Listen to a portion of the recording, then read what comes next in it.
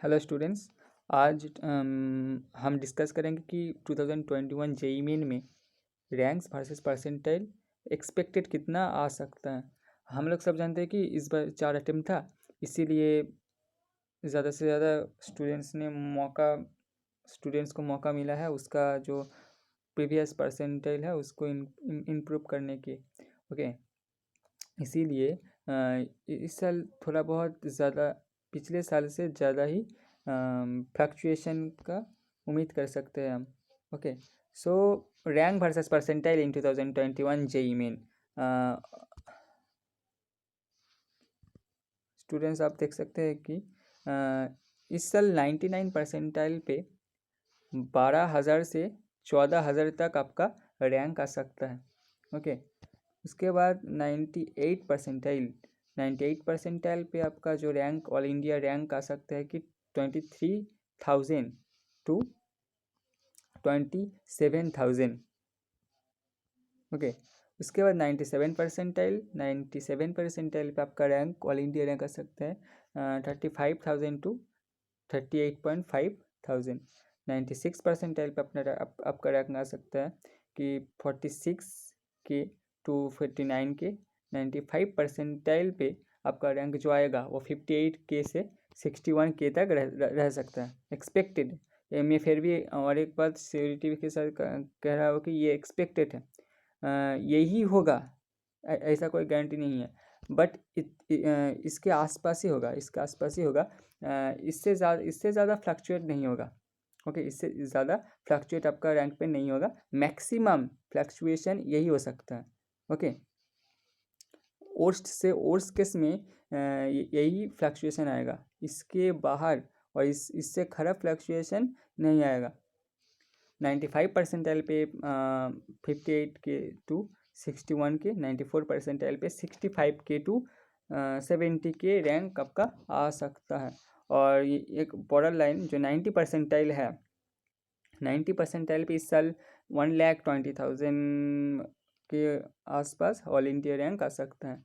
Okay, आप देखते हैं कि की फैक्ट्स फॉर सच फ्लक्चुएशन। ये जो फ्लक्चुएशन इतना ज़्यादा पिछले साल के मुकाबले 2020 के मुकाबले 2021 पे जो ज़्यादा से ज़्यादा फ्लक्चुएशन हो रहा है, उसका कॉज क्या है, इतना ज़्यादा फ्लक्चुएशन क्यों है? पहला तो 4 अटेम्प्ट है, स्टूडेंट्स को ज़्यादा से ज़्यादा मौका मिलेगा। इसी सो क्या होगा, वो प्रीवियस अटेम्प्ट से जो प्रीवियस अटेम्प्ट से ज़्यादा इम्प्रूवमेंट करेगा। सो कंपटीशन बहुत ही ज़्यादा इंक्रीज़ करेगा। Extension of third and fourth attempt. देखो, जब फरवरी में फर्स्ट अटेम्प्ट हुआ और उसके 15 दिन बाद मार्च अटेम्प्ट हो गया था, इस 15 दिन में जो कंपटीशन है वो उतना नहीं बढ़ेगा। अगर देखो, जो की पॉइंट है, जो ट्रांजिशन पॉइंट है, वो मार्च और जो जुलाई सेशन है, इन दोनों सेशन के अंदर जो टाइम लिमिट का है ना, इसमें ही डिपेंड करेगा। जो ट्रांजिशन है, जो आपका रैंक का जो फ्लक्चुएशन होगा, वो मैं ज़्यादा से ज़्यादा इन दोनों जो अटेम्प्ट के अंदर जो गैप है, इस गैप के अंदर ही डिपेंड करेगा। इस गैप के वजह से ही आपका कंपटीशन बहुत ही तगड़ा हो गया।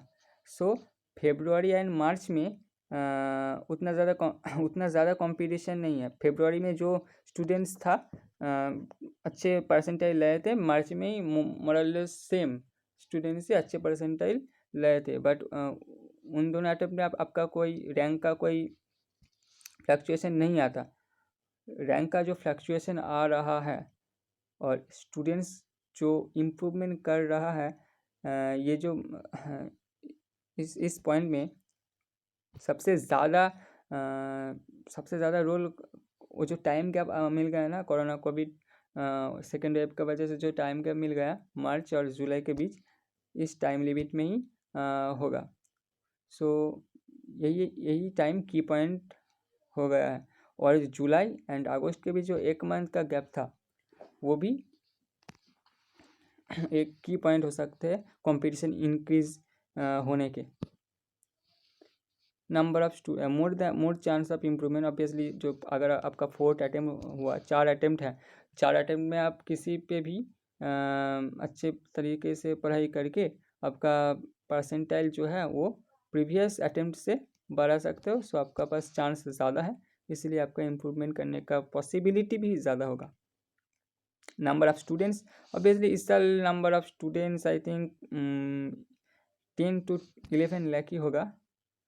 10 to 11 लाख मैक्सिमम मान के चलते हैं कि 10 to 11 लाख ही होगा। ओके, नंबर ऑफ़ ड्रॉपर्स हैं इस साल। एक और फैक्टर, ये जो फैक्टर है, ये फैक्टर बहुत इंपॉर्टेंट है कि नंबर ऑफ़ ड्रॉपर्स के जो वो इंक्रीज़ कर गया है। पिछले साल इतने सारे सेकेंड ड्रॉपर नहीं थे, बट इस साल सेकेंड ड्रॉपर का जो नंबर है वो बहुत इंक्रीज़ कर गया है। ओके, सो ये भी एक कंपटीशन इंक्रीज़ होने के एक चांस हो सकते हैं, ये भी एक की पॉइंट हो सकते हैं। उसके बाद कट ऑफ पे आते हैं। जनरल कट ऑफ,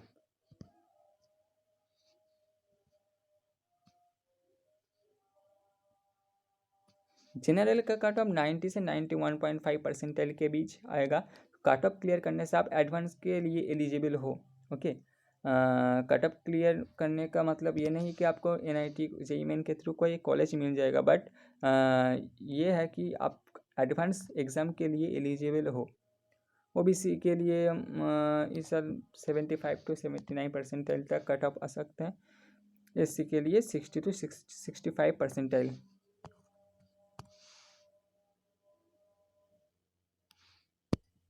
पिछले स्लाइड में जो मैं कट ऑफ बताया था वो एडवांस देने के लिए था, वो NIT कॉलेज पाने के लिए नहीं था। बट ये जो कट ऑफ है ये जनरल कैटेगरी के किसी भी NIT में एडमिशन लेने के लिए जो मिनिमम कट ऑफ होगा वो कट ऑफ ये है कि मिनिमम 96 परसेंटाइल अगर तुम स्कोर कर रहे हो तो आप सेफ साइड पे हो, NIT आपको मिल जाएगा।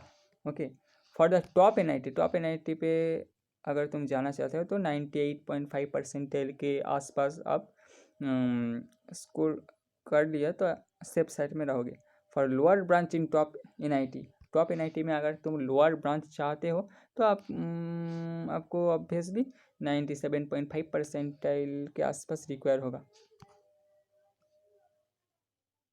ओके, और इस साल और एक फैक्ट हुआ कि जो चीटिंग स्कैम हुआ है उसके वजह से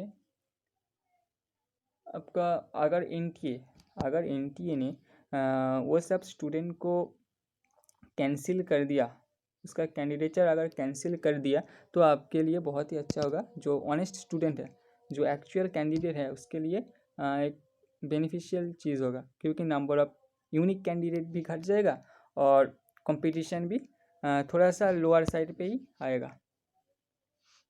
ये तो होना ही चाहिए ना। ऑब्वियसली आई थिंक NTA को थोड़ा और टाइम लेके ये मैटर रिज़ल्ट निकलने के पहले ये मैटर सुलझा देना चाहिए।